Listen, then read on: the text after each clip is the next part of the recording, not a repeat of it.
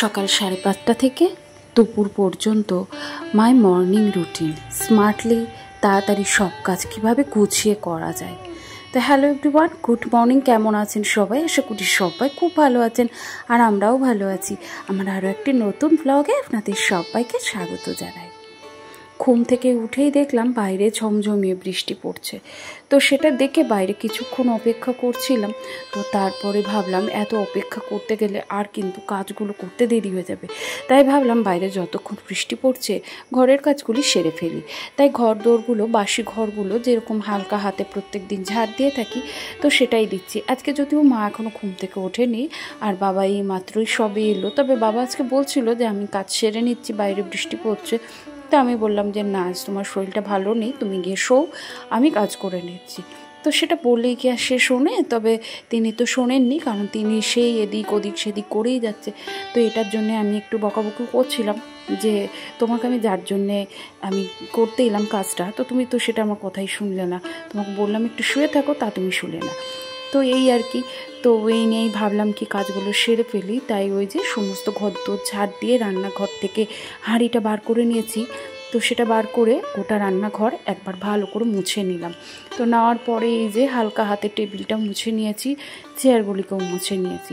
তবে সকালবেলায় সমস্ত কাজগুলি ক্যামেরা বন্দি করতে গেলে অনেকটা দেরি হয়ে যায়। আর এই তো এখন একেবারে ঝাঁটা হাতে বাইরে নেমে পড়েছি। তো বৃষ্টিটা এখন একটুখানি ধরেছে, তো তাই ভাবলাম উঠোনটা একটু ভালো করে ঝাড় দিয়ে নিই। আর শুকনো থাকলে বারণ দিয়ে ঝাড় দেওয়া যায়, তবে যেহেতু ভেজা তো ওই জন্য ঝাঁটা দিয়ে ঝাড় দিচ্ছি। আর ঝাঁটাটা না বেশ ছোট হয়ে গেছে, ঝাড় দিতে একটু অসুবিধেই হচ্ছে। তবে এই মুহূর্তেই তো নতুন ঝাঁটা কেনা সম্ভব হচ্ছে না, তবে দেখি খুব তাড়াতাড়ি কিনে আনবো। তো এই যে পা টিপে টিপে আস্তে আস্তে গোটা উঠোনটায় ঝাড় দিয়ে নিলাম, কারণ বৃষ্টি পড়ছে আর উঠোনের পরিমাণ এত পরিমাণ স্লিপ কাটছে, তো ওখানে জুতো পরে কাজ করাই যায় না। আবার বৃষ্টির জলে যে খালি পায়ে ঝাড় দেবো সেটাও হয় না, আমার ওই পায়ের তলায় না চুলকোয় বৃষ্টির জলে। তো তার জন্যে বিভিন্ন রকম সমস্যা। এই যে ধীরে ধীরে গোটা উঠোন দিয়ে গলি দিয়ে সমস্ত কিছু ঝাড় দিয়ে নিয়েছি। আর এরপরে এই যে সমস্তটাই ধোয়া আছে, তবুও সকালবেলায় মন মানে না একটুখানি সামনেটা না ধুয়ে দিলে। তাই বাবা বললো বেশি কিচ্ছু ধুতে হবে না, শুধু সামনে একটু জল ঢেলে দাও। তো ওইটাই করছি, একটু ঝাঁটা দিয়ে দৌড়টা ছেড়ে দিলাম। তো ব্যাস আমার বাসি কাজ তো হয়ে গেল। আর সাথে সাথেই স্নানটা করে এসেছি।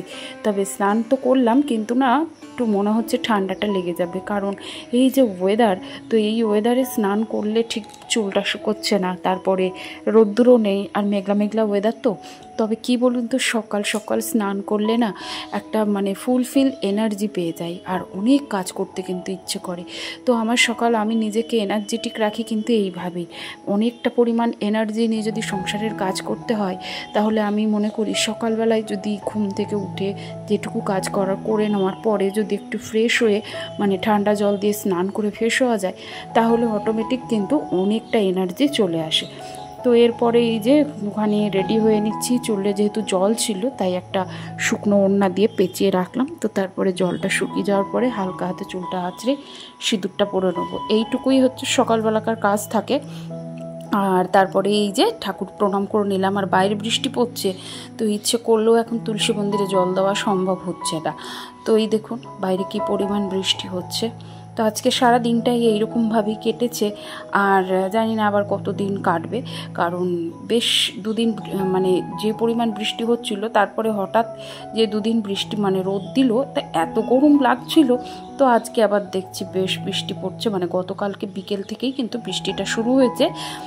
তো যাই হোক, এই দেখুন এখন ওদিকে বৃষ্টি হচ্ছে, মায়েরও এখনও পুজো হয়নি, আর মা ফ্রেশ হতে গেছে ঘুম থেকে উঠে, আর ওদিকে বাবাও কিন্তু বাথরুমে রয়েছে। তো ওই জন্য ভাবলাম এখন বসে একটুখানি নিজের হেলথের কেয়ার নিই, কারণ এইটা অনেক দিন থেকেই ভাবছি যে সকালবেলায় হাঁটতে বেরোবো, কিন্তু সেটা আর হয়ে উঠছে না। বিভিন্ন রকম কাজের চাপ, সোনার পড়া থাকে, আর একা একা হাঁটতে যেতে ভালো লাগে না। তো যে কারণে ওকেও জোর করতে পারি না যে চলো। তো যেহেতু অনেকটা রাত অবধি, প্রায় ভোরবেলা অবধি পড়ে, তো ওই জন্য আমার আর বেরোনো হয় না। তবে একটা সময় ছিল যখন মা মেয়েতে মিলে অনেক দূর হাঁটতে যেতাম, মাঠে হাঁটতাম, ও দৌড়তো। তো এগুলো করে বেশ ভালোই ছিলাম। তবে মাঝখানে শরীরটা একটুখানি উইক লাগছিল, বা একটু ভেতর থেকে বিভিন্ন রকমের সমস্যা দেখা দিয়েছিল। তো তো সেখান থেকে মুক্তি পেতে আমার মনে হয় প্রত্যেকটা দিন যদি আধ ঘন্টা নিজের জন্য রাখা যায়, নিজের হেলথের জন্য রাখা যায়, তাহলে আমার মনে হয় সব থেকে বেশি ভালো হয়। কারণ আমরা নিজেরা যদি ফিট না থাকি তাহলে কিন্তু গোটা পরিবারের সকলের খেয়াল রাখা কিন্তু আমাদের দ্বারা সম্ভব হবে না। তাই আজ থেকেই চেষ্টা করছি সকালবেলায় উঠে অন্তত পক্ষে আধ ঘন্টা 15 মিনিট অন্তত নিজের জন্যে রাখার। তো এই তো ওটা সেরে নিয়েই চা খাচ্ছি। হ্যাঁ, আপনারা হয়তো বলবেন যে ওটা করেই চা খাওয়াটা উচিত না, আমি জানি, তবে মধ্যবিত্ত সংসারের সমস্ত সম্ভব না। ড্রাই ফ্রুটস বলুন, গরম জল, সব সময় ডিম সেদ্ধ, এগুলো সব সময় হয় না। কারণ এই যে একটুখানি মানে দিন আনা দিন খাওয়া সংসারে যা চাইবো সব সময় যে সব কিছু হাতের কাছে পেয়ে যাব সেটা হয় না। তবে হ্যাঁ, একেবারে যে হবে না কিছু সেটাও না। এক মুঠ ছোলা, এক মুঠ বাদাম এইভাবেও খাওয়া যায়। তবে এই মুহূর্তে না, গতকালকে আমি ভিজিয়ে রাখতে মনেই ছিল না, যদিও ভেবেছিলাম আজ থেকে এটা স্টার্ট করব, কিন্তু সেটা আর হলো না। তবে হ্যাঁ, 1 গ্লাস গরম জল আমি খেয়েছি। তো ব্যায়াম করে উঠেই কিন্তু 1 গ্লাস গরম জল খেয়েছিলাম। তার কিছুক্ষণ পর কিন্তু ওই বাসনপত্র গুছিয়ে টুছিয়ে নিয়ে তারপরে কিন্তু চাটা খেয়েছি। আর আমি চায়ে কিন্তু খুব সামান্য পরিমাণ চিনি বা মিষ্টি যাই বলুন সেটা দিয়েই খাই, একবারে না খেলে না সেইটুকু। তো একেবারে ছাড়তে এখনও পারি না, তবে চেষ্টা করি। আর এই তো ওইদিকে ওই সমস্ত কিছু সেরে নেওয়ার পরে একটু রেস্ট নিচ্ছিলাম। তারপরে এই দেখুন, গতকালকে তো রাত্রিবেলায় সমস্ত কিছু কেটে কুটেই রেখেছিলাম, তবে সেখান থেকেই এই যে পুঁই ডাঁটাটা বার করে নিয়েছি। আর নিয়েছি একটু পটল, কুমড়ো, আলুটা আমি কেটে রাখি না, আলুটা এখন কেটে নেবো। তো নিয়ে এই যে সমস্ত সবজিটা ধুয়ে এখানে রেখে দিয়েছি। এটা এবার প্রেশার কুকারে দিয়ে দেবো, একটুখানি ভাপিয়ে নিয়ে তারপরে কিন্তু আমি সব সময় পুঁই ডাঁটা চচ্চড়ি করি। এতে করে কি হয়, গ্যাস মানে খরচটা একটু কম হয়, কারণ সব দিকটাই বুঝে চলতে হবে যেহেতু মধ্যবিত্ত সংসার। আর এরপরে প্রেশার কুকারে সবজিটা সেদ্ধ করতে বসিয়েছি, আর ওদিকে চালটাও ভিজিয়ে রেখেছি, যেহেতু 11টার সময় ভাতটা বসাবো। আর এই তো এখন ডাল করব। তো কালকেই হাজব্যান্ড বলে গেছিলো পুঁই ডাঁটা চচ্চড়ি আর মুগ ডাল আর মাছ খাবে, তো তার জন্যে এই মুগের ডালটা একটু ভিজিয়ে রাখবো। তো মুগের ডালটা আমি যেহেতু একবারেই আর কি মানে এনে কিছুটা ডাল আমি ভেজে আলাদা কন্টেনারে রাখি, আর কিছুটা ডাল আমি কাঁচা রাখি।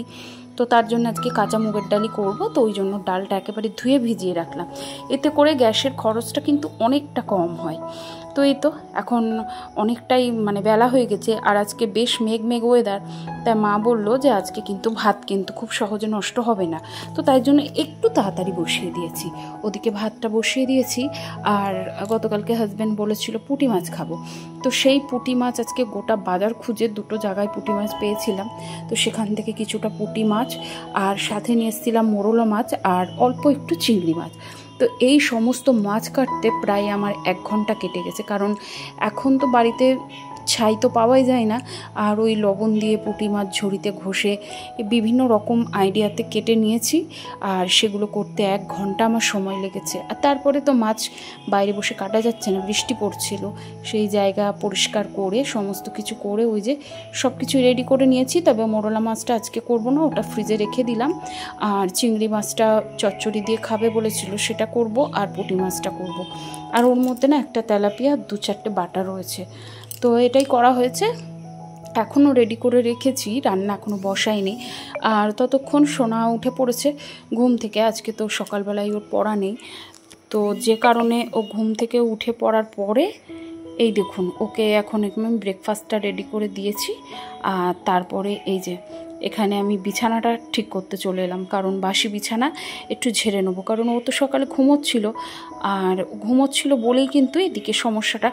সকালবেলায় না হলে কিন্তু ঘর দোর ঝাড় দিয়ে যখন মুছি তার আগেই কিন্তু হয়ে যায়। তবে এই যে এখন ঝেড়ে নিলাম, আর ঝেড়ে নেওয়ার পরে কিন্তু আমি আরও একবার ঘর দোর ঝাড় দিয়ে নিই। তবে এই মুহূর্তে না, সেটা দুপুরবেলায় খাবার দেওয়ার আগেই কিন্তু আমি গোটা ঘর বারান্দা আরও একবার ঝাড় দিই। তো এই তো, আর এই সামনেটায় শোকেসের এই যে সামনেটা কিন্তু আমার যেহেতু ড্রেসিং টেবিল নেই, আমার এই জায়গাটায় কিন্তু আমার ড্রেসিং টেবিলের কাজ করে, তাই এই জায়গাটা একটু লণ্ডভণ্ড হয়ে যায়। মানে বাড়ির প্রত্যেকটা সদস্যই এখান থেকে জিনিস নেয়, আবার জায়গার জিনিস জায়গায় রাখে না, এই করতে করতে কিন্তু জিনিসপত্রের জায়গা অগোছালো হয়ে যায়। তো হালকা হাতে কি প্রত্যেক দিনে আমি এই জায়গাটা একটুখানি গুছিয়ে রাখি, তাহলে কি হয় দিনের শেষে কিন্তু লণ্ডভণ্ড থাকে না। আর আমার অগোছালো জিনিসটা দেখতে ভালো লাগে না। মনে হয় প্রত্যেকটা জায়গার জিনিস যদি জায়গায় থাকে এবং সেটা সাহায্য করতে গেলে বাড়ির প্রতিটি সদস্য যদি আমার সাথ দেয়, তাহলে কিন্তু আমার বাড়িটা সব সময়ের জন্যে পরিষ্কার পরিচ্ছন্ন নিট অ্যান্ড ক্লিন থাকবে।